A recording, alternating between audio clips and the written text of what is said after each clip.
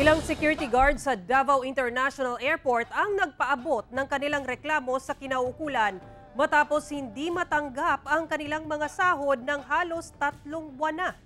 Ang detalye sa report ni Argil Relator ng GMA Regional TV 1 Mindanao. Live, Argil. Sara, idinulog nila ito sa Dole 11 dahil halos 3 buwan na umano silang hindi sumusweldo simula Enero ngayong taon. Mula Enero ngayong taon, hindi pa nakatatanggap ng kanilang sahod itong mga security guard ng Davao International Airport sa ilalim ng Priority Security Agency Incorporated Davao.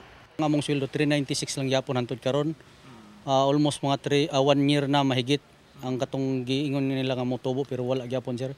Ikaduha mag 3 months na karon sir wala gyud mi gina sweldohan nila bising CE wala tanan. Perting pa itagay ka sir ay. Ang ako lang nga paabot nga hatag nga mo sweldo, tayong mga benefits. Apel kami nga nagkahiusa nga 13.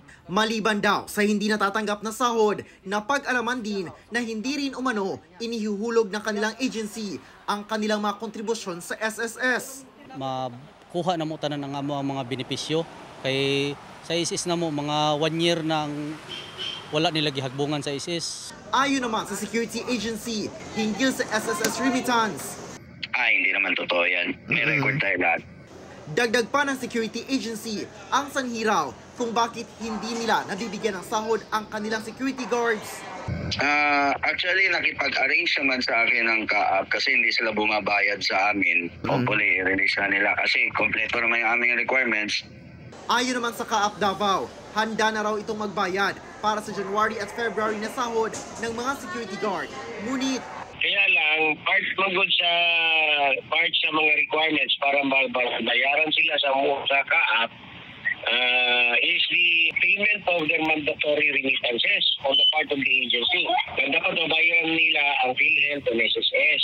Kaya nananawagan ang CAAP Davao na sundin ng security agency ang requirements upang maproseso ang release ng sahod ng mga apektadong security guard.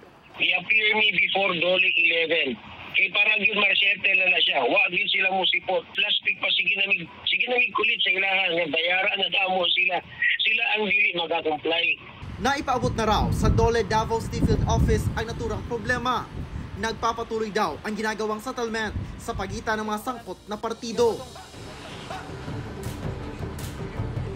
Sara, umaasa naman ang mga apektadong security guards na agad na mareresolba ang naturang problema dahil nagugutom na raw sila, lalo na ang kanilang mga pamilya. Sara. Okay, maraming salamat, Argil Relator ng GMA Regional TV 1 Mindanao.